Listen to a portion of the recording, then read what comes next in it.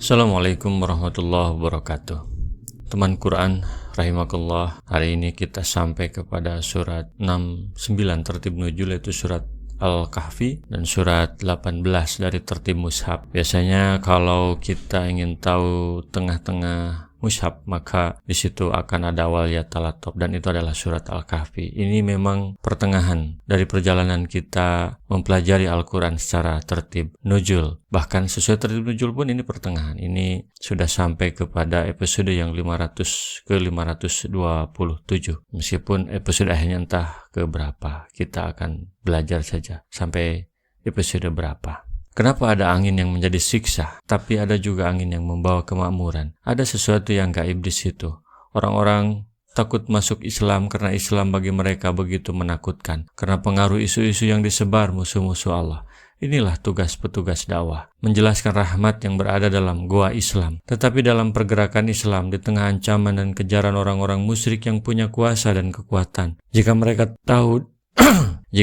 tahu di mana orang-orang Islam itu, mereka akan membunuhnya.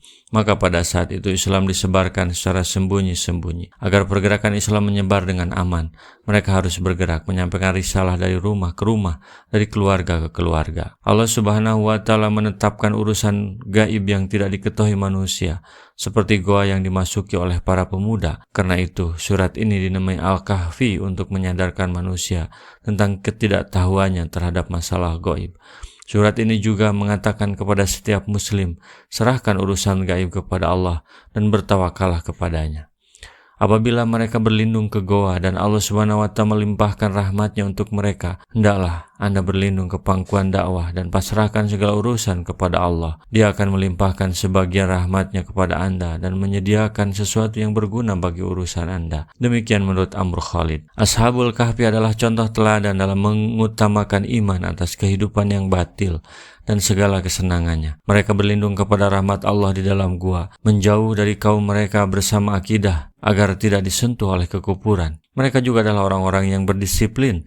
Ketika ditugas untuk masuk ke dalam gua dan tertidur di sana, mereka nurut. Perjuang itu tidak harus punya jabatan, kadang-kadang tidak punya gaji dan jabatan, tapi nilai di hadapan Allah sangat besar. Bahkan kemenangan Islam tetap terjadi meskipun Ashabul Kahfi tidak ikut terlibat secara aktif, karena diberi tugas untuk tidur.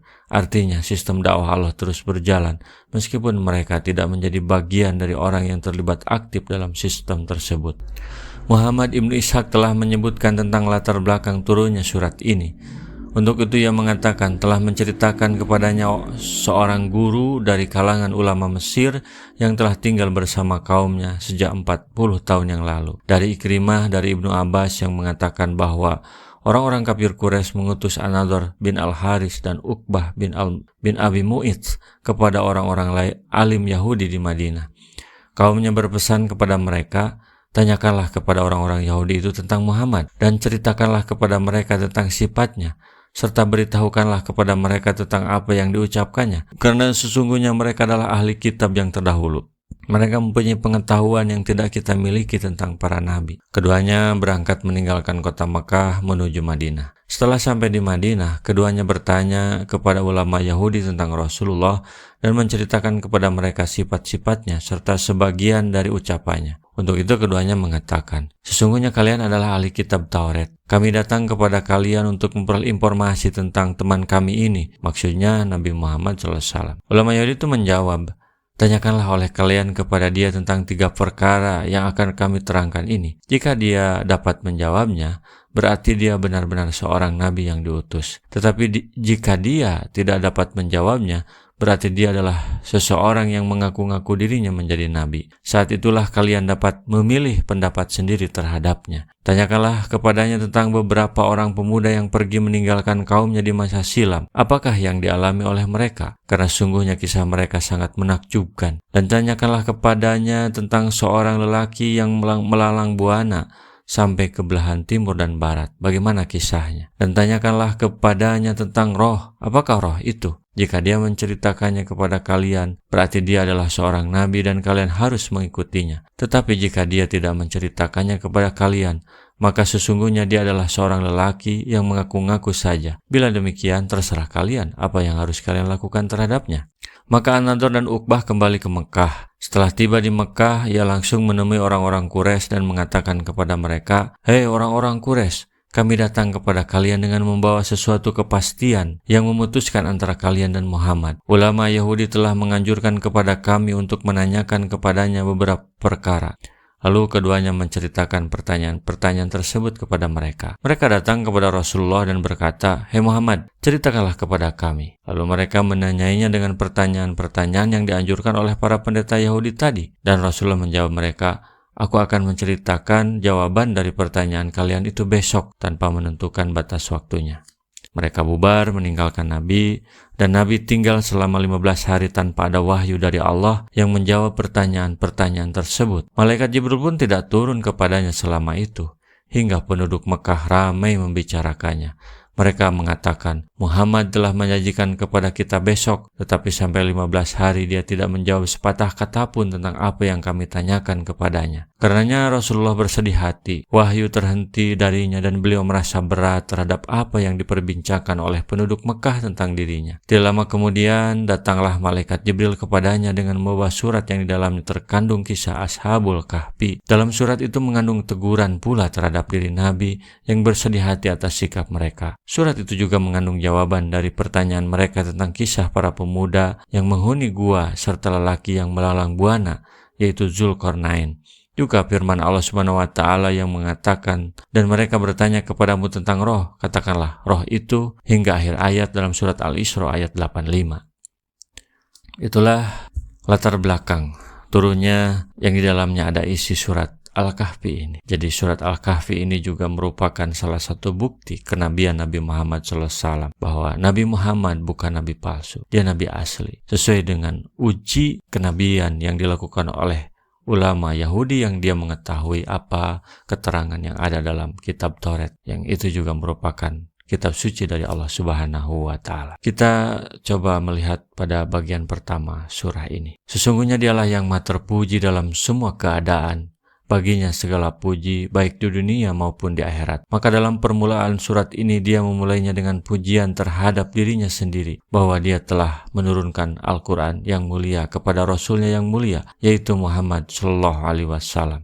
Sesungguhnya Al-Quran itu adalah nikmat yang paling besar yang dianugerahkan oleh Allah Subhanahu wa ta'ala kepada penduduk bumi. Karena berkat Al-Quran mereka dikeluarkan dari kegelapan menuju kepada cahaya yang terang. Kitab Al-Quran adalah kitab yang lurus, tiada kebengkokan dan tiada penyimpangan di dalamnya. Bahkan Al-Quran memberikan petunjuk kepada manusia ke jalan yang lurus. Kitab Al-Quran adalah kitab yang jelas, terang, dan gamblang, memberikan peringatan terhadap orang-orang kafir dan menyampaikan berita gembira kepada orang-orang yang beriman. Alhamdulillahilladzi anzala ala abdihil kitaba wa lam yaj'al lahu iwaja. Segala puji bagi Allah yang telah menurunkan kepada hambanya Alkitab atau Al-Quran dan dia tidak mengadakan kebengkokan di dalamnya. Allah tidak menjadikannya mengandung kebengkokan, tidak pula kesesatan, tidak pula penyimpangan.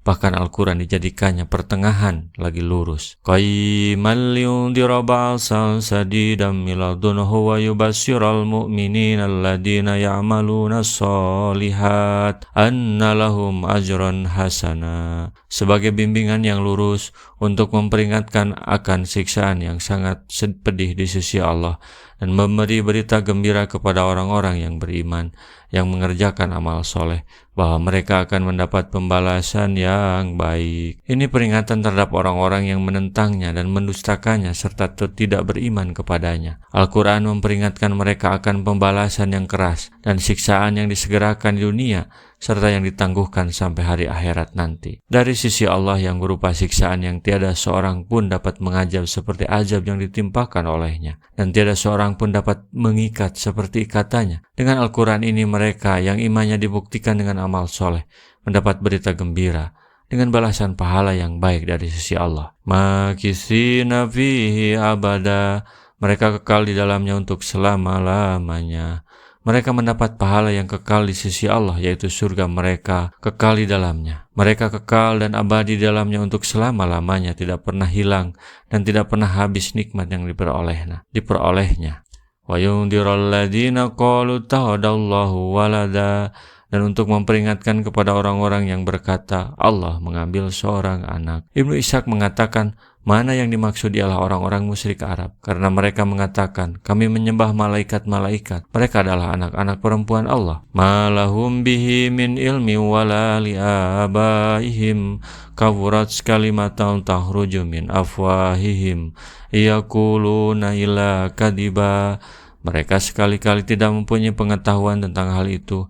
Begitu pula nenek moyang mereka. Alangkah jeleknya kata-kata yang keluar dari mulut mereka. Mereka tidak mengatakan sesuatu kecuali dusta. Mereka tidak tahu dengan ucapan yang mereka buat-buat, dan mereka dustakan dari diri mereka sendiri. Itu. Demikian pula nenek moyang mereka tidak punya dasar dan alasan atas ucapan mereka itu. Sesungguhnya ungkapan ini dimaksudkan kecaman terhadap ucapan mereka, dan bahwa apa yang mereka katakan itu merupakan kebohongan yang besar. Alangkah jeleknya kata-kata mereka tidak berdasarkan kepada suatu bukti pun, melainkan hanya semata-mata dari ucapan mereka sendiri yang dibuat-buat oleh mereka sebagai suatu kedustaan.